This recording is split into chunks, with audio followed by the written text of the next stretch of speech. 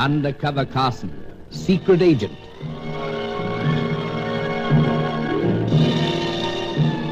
Operation Deathray, an assignment in Rio.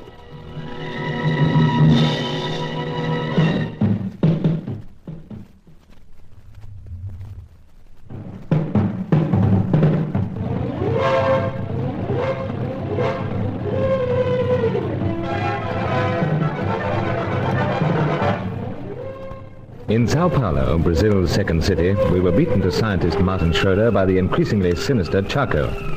But we managed to speak to Schroeder's widow, Vilma, before Angelo's relatives and friends smuggled her out of the country, out of Chaco's reach. What she told us was gravely disturbing. Chaco had boasted that he merely needed the information of the remaining scientist, known only to us as the Cossack, and then he had the full secret of the Deathray. He had boasted also that he knew where and when to contact the Cossack. And meanwhile, he was going to attend to the disposal of those other people who were also seeking the plans of this frightening tool of destruction. But through Vilma Schroeder, we had discovered something of the importance of that elegant night spot, the Golden Eagle, where Fay Corelli danced in a mask and feathers, and where Hetty Fitzhenry sat in a corner with her sketch pad. On the fifth night of the performance of an Aztec ritual dance, Chaco was due to visit the Golden Eagle. And tonight is the fifth, Carson. So, Sir Giles. It's all based on the 5 evil days. Indeed, I recall something of it now. The Aztecs had an odd sort of calendar. Though they knew that the year had 365 days, they had broken it up into 18 months of 20 days each. Leaving 5 over in the ordinary year. That's right, old fellow. 5 days which they believe were the property of the gods of evil. Wild dances and many excesses filled those 5 days each year, and the climax was human sacrifice. Generally, the young and beautiful members of the fairer sex. And in this modern day and age, Chaco's settling for the exotic Fay and the red-headed Hetty. If we can accept the word of Wilma Schroeder. No reason to doubt her. I agree. Her husband obviously told her the truth before remorse and despair got the better of him. Chaco boastfully related all this. The same Chaco seems exceptionally sure of himself. Well, Carson, he has 5 out of 6 parts of the information, it would seem. And he has a notion where and when to find this Cossack chappie. So, Sam. This Chaco must certainly have a twisted mind. Yes, and clever, Sam. I fear so. Howsoever, Sir Giles, are we going to allow Fay and Hetty to be sacrificed? I rather feared you'd bring that up. Well, we can't just stand by and let them go to their death. It does seem ungallant, I suppose. Ungallant? Callous, sir. True, Carson, true. And they can't know about this. You don't think so? Well, look at it this way. Hetty and Fay have both done their best to persuade me not to go to the Golden Eagle tonight. It seemed pretty clear why. They've got the whisper that Chaco's due to appear. They want to look him over without our interference. Perhaps. But on the other hand... Then you have some other theory? No, Carson, just pondering. All right, then. But you must admit this, sir. Both divine creatures walking into trap. Indeed, and I hate to appear callous, as you say. But should friend Chaco in any way, eliminate them, wouldn't that simplify matters for us? It would, perhaps, sir. Though surely we don't have to be so cold-blooded. My dear Carson, please don't run away with the idea that this won't cause me some distress. I agree, it's a horrible thought. But consider what is at stake. Yes, I realize, sir. The lives of so many. True. And can it be said that either Miss Fitzhenry or Mademoiselle Corelli is labouring in the better interests of mankind? Not that we know of. We may conclude, in fact, that they're both working against peace and harmony. That they are the agents of greed and disruption. Perhaps, sir. In that case, there we lift a finger. Yeah, but we just can't stand by while they're sacrificed. We must steel ourselves to it. I don't know that I'm cut out to be an undercover man. And we must be prepared to watch and see this thing happen. I don't know that I can. Then perhaps I'll go to the Gold Eagle alone, if that would help at all. Afraid it'll be worse waiting. Please yourself, old chap. Trouble is, I seem to be too fond of the enemy. Remember the number 1 enemy, Chaco. Try, sir. Tonight we hope to set eyes on him for the first time. And if he sets eyes on us, he'll see a pair of bearded gents. 2 English dons on a world tour. Time's moving along, sir. Angelo better get busy with our disguises. Oh, he's been at work this last half hour, preparing the beavers and so forth. He's out in the kitchen, so let's join him. Right, sir. And we must decide what we're going to call ourselves. Professor Whatnot and Doctor something or other.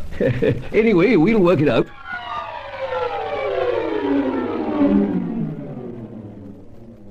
Sir Giles tried to make a picnic of things as his servant Angelo got busy disguising us, and quite an expert he turned out to be.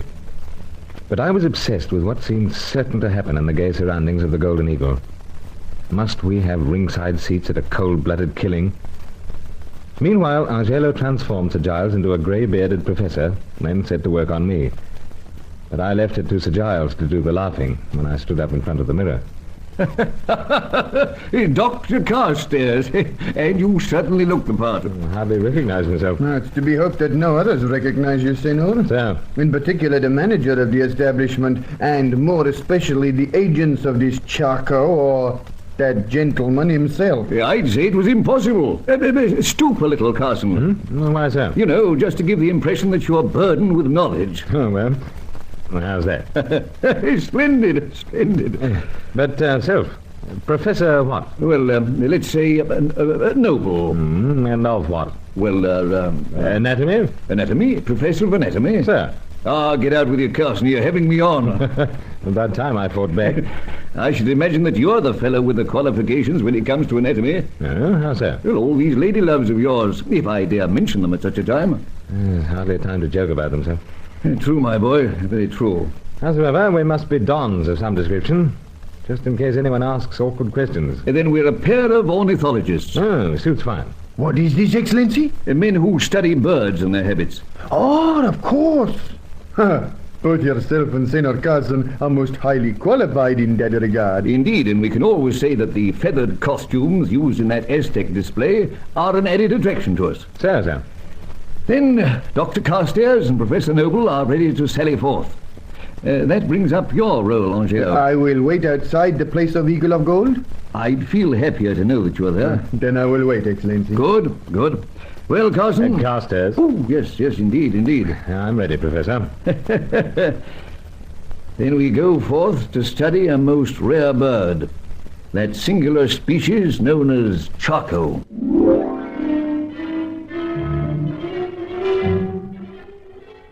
Felt an odd sort of bird myself in that beard and with the heavy spectacles. Ordinary glass, of course. We arrived at the Golden Eagle by taxi. Angelo was already hovering in the shadows across the street. Sir Giles, or rather Professor Noble, did the talking, and we were shown to an excellent table. Gave us a full view of everything. And I couldn't help feeling that it set us up as a very easy target.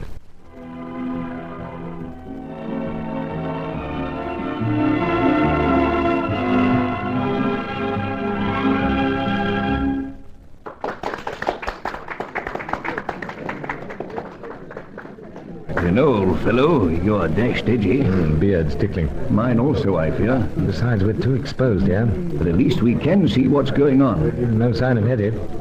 She's not in her usual corner. Not here at all. It's odd, Carson. It makes a fellow wonder. Howsoever, where is friend Chaco? That's what I've been thinking. We know he's small, dark, with piercing eyes. Could fit any number of chappies here. So. I've imagined a dozen Chacos already. Steady, old fellow. What now? Someone heading our way, I think. Oh, manager. Oh, that chappie called Raoul. Sir, you do talking, sir. You might recognize my voice. Yes, leave it to me. Steady now. A very good evening to you, gentlemen, and welcome to the Golden Eagle. Oh, thank you. So very kind of you. This is your first visit, of course. Oh, naturally, we've just flown in from Rio. And you come to Sao Paulo on business? No, just two old bookworms airing themselves in South America. And such a wonderful place we are finding it, too. I trust that you have an enjoyable time, and more especially here at the Golden Eagle. We are hoping so. And now that we are off the lead, as the saying goes, we are jolly keen to see this floor show of yours. You will find it a memorable event. We feel sure. But everything is to your satisfaction? Immensely so. And to you also, Doctor? Oh, indeed. I'll have to watch this fella closely, you know. Devil for the ladies. Really, Professor? May have to call for help when that floor show comes on. Gentlemen, I see that you are determined to have a happy evening. Yes, we most certainly are. Then let us know if there's any way in which we can help you. Call on the waiter and I will come at once. Thank you, old fellow. True Latin hospitality. It is a pleasure, especially when the visitors are so distinguished. Anything at all, gentlemen. It makes you feel so much at home. Or should I say, makes you feel a bigger target than ever. I'm afraid so, sir. That fellow was fishing. He was. I don't like it. Well, here, let's have a drink anyway. And the floor show must be due any time. That could well mean the start of the fun. So, But where the blazes is Charco?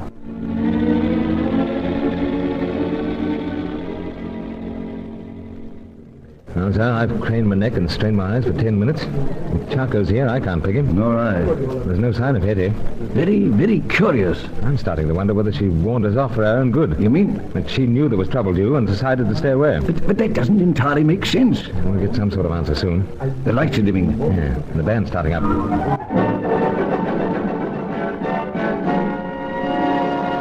We heard that fanfare last time. Yes, introduces the floor show. Of course.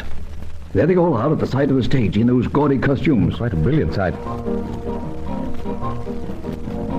They're coming out. By rights, Faye should be leading him. Well? She's not. Not? I say Positive. Those divine legs of hers, not anywhere. What the deuce did all this mean? Carson! Carson, the shooting's starting! No, sir. Under the table and fast. Yes, sir. We're the number one target. It's us he's after.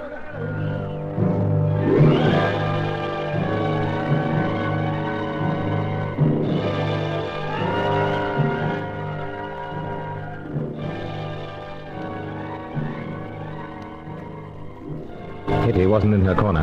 Faye wasn't on the dance floor. Had they known all along what was going to happen? And did this mean that Charco had marked down Sir Giles and myself to be the first rivals eliminated from Operation Deathray?